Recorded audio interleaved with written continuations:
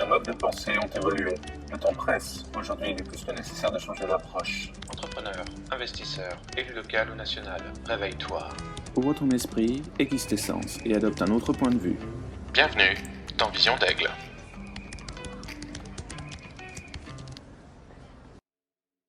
L'entretien des aigles. Bonjour à tous, bienvenue dans ce troisième entretien des aigles avec Matteo Dominici. Cette fois-ci, nous allons parler de problématiques monétaires.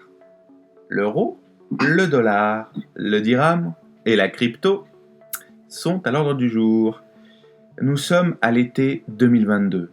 Les signes de fragilité et d'éclatement des systèmes juridico-financiers occidentaux sont identifiés par tous les initiés. Comment la chose est-elle perçue côté italien et Grand Moyen-Orient, Matteo? Salut Olivier, et merci encore, toujours pour m'inviter à ce podcast. Alors, ta question est fondamentale et elle est d'actualité, elle est très très pertinente.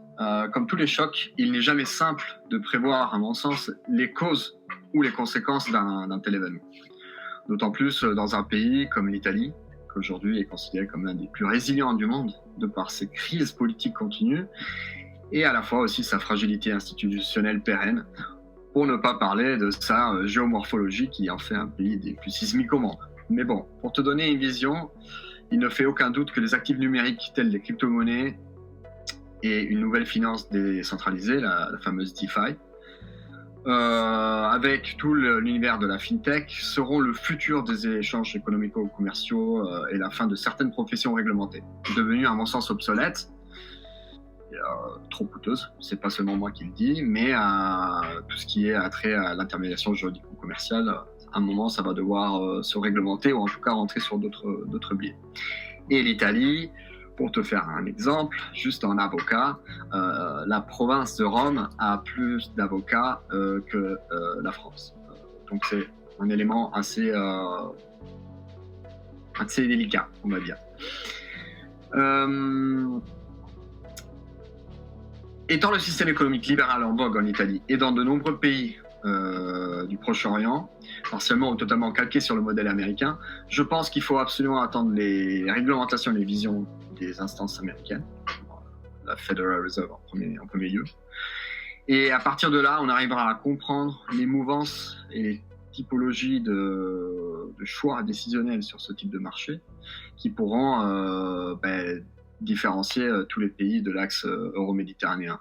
Mais en soi, l'Italie actuellement est en train d'attendre de comprendre qu'est-ce qui va se passer sur les marchés internationaux pour arriver à faire son choix et à ouvrir ou pas les différentes entrées sur ce type de marché. Mais je pense que les crypto-monnaies vont avoir un espace privilégié et d'influence au niveau étatique. Oui, on peut donc dire que la confiance est sérieusement remise en cause, que ce soit sous l'angle politique, notamment à cause d'éventuelles intoxications ou influences étrangères, mais pas seulement vis-à-vis de tout ce qui a trait à la gestion financière centralisée, aux corps juridico-commerciaux, comme tu le disais, qui sont assez défavorables puisque peu réactifs.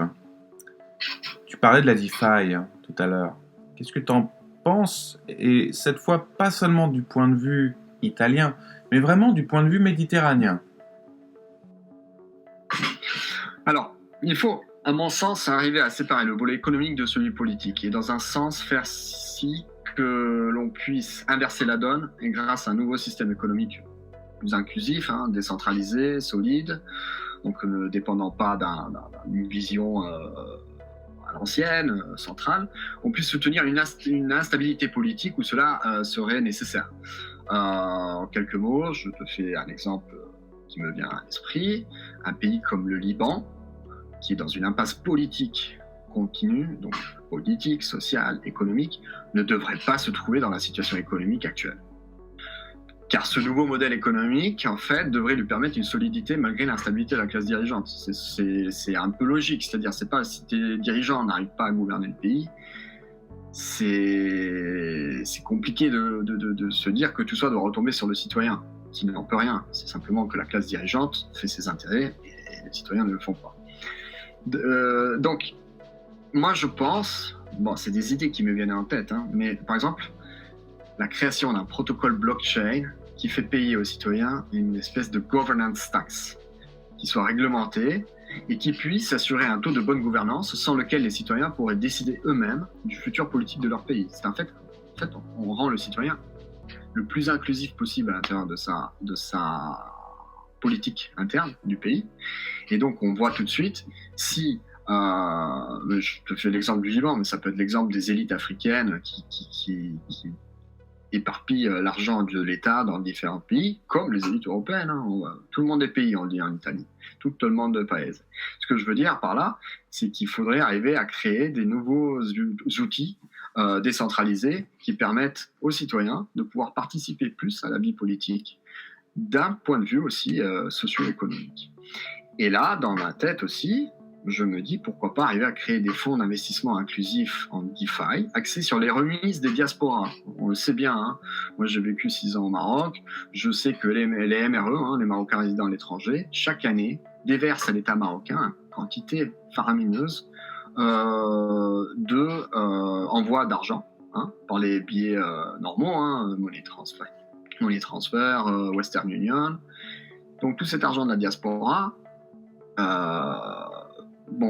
il arrive sur des canaux privilégiés, c'est des canaux bancaires, il est prélevé, on leur prélève des commissions dessus. Donc, si on arrive à créer un système décentralisé où en fait les diasporas deviennent elles aussi actifs au niveau sociopolitique sur les projets dans lesquels elles veulent investir, c'est-à-dire que par exemple, si je veux envoyer de l'argent à ma famille, je sais que je peux aussi mettre une partie de cet argent sur un fonds commun diaspora, fonds étatique, sur lequel on ira investir pour des projets d'inclusion ou des projets de développement.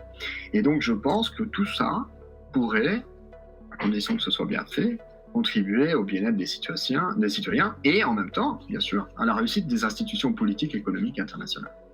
Ça, c'est ma vision petite, hein, d'un citoyen, mais pour la Méditerranée ou pour en tout cas l'instabilité de certains pays dans le monde. Ok, donc concrètement, tu vois effectivement une combinaison politique, économico-financière et technologique assez structurée, avec en tout cas une bonne intuition qui nécessiterait ensuite un travail plus avancé. Tout ça, c'est finalement une forme de sovereign advisory d'un genre nouveau, n'est-ce pas ? Absolument. Tout changement nécessite d'un accompagnement et d'une pédagogie accrue envers ce changement. Tu comprends ? Donc aujourd'hui, tout ça doit entrer sous une vision souveraine, ça c'est sûr. Et moi, pour te refaire l'exemple du Maroc, que j'ai introduit tout à l'heure, je connais bien ce pays, hein, du fait que j'ai fait mes études là-bas et j'ai ouvert quelques activités aussi là-bas et je tiens beaucoup à ce pays. J'ai vu cette vision, il y a une vision souveraine, c'est-à-dire c'est vraiment du côté souverain advisory et il y a tout à faire, on va dire, dans ce genre de contexte, en termes de tout ce qui est accompagnement, pédagogie envers les différents changements auxquels nous assistons. Donc aujourd'hui, par exemple, si on parle des modèles économiques basés sur l'informatique, ce qu'on appelle aujourd'hui le Web 3, et sur les actifs considérés virtuels, mais même sur ceux qu'on pourrait indexer sur les ressources naturelles des pays, y compris les ressources humaines, jeunesse et environnementale, préservation, écosystème, il y a tout à faire. Donc moi je pense qu'aujourd'hui, à travers ces nouveaux assets, nous pourrions viser à stabiliser des zones de conflit et contribuer au développement durable et inclusif de nombreux pays. Et je te fais un exemple clé, ça peut être la zone du Sahel, hein. Il y a énormément de pays qui pourraient créer des outils numériques en les indexant sur leurs propres réserves, que ce soit en pétrole, que ce soit en bois, que ce soit même en capital humain, capital jeunesse. Hein, n'oublions pas que l'Afrique est un continent avec la moyenne d'âge le plus bas au monde, donc c'est le continent le plus jeune au monde, et c'est un capital, hein, ne l'oublions jamais. Donc je pense qu'il y a vraiment des moyens pour développer des zones qui aujourd'hui se trouvent en famine, en conflit, en difficultés socio-économiques, par le biais de ces nouveaux outils de la technologie. Donc il faut faire bon usage de la technologie, bien sûr, et inclure le capital humain dans le développement technologique et vice-versa, le développement technologique dans le capital humain et socio-économique. Et tout ça, s'il fait d'une bonne façon et avec une vision, comme tu disais tout à l'heure, souveraine et je dirais aussi un peu plus indépendante des systèmes auxquels on est habitué et à la fois inclusive par rapport à la population, ça nous permettrait de faire des avancées plutôt remarquables.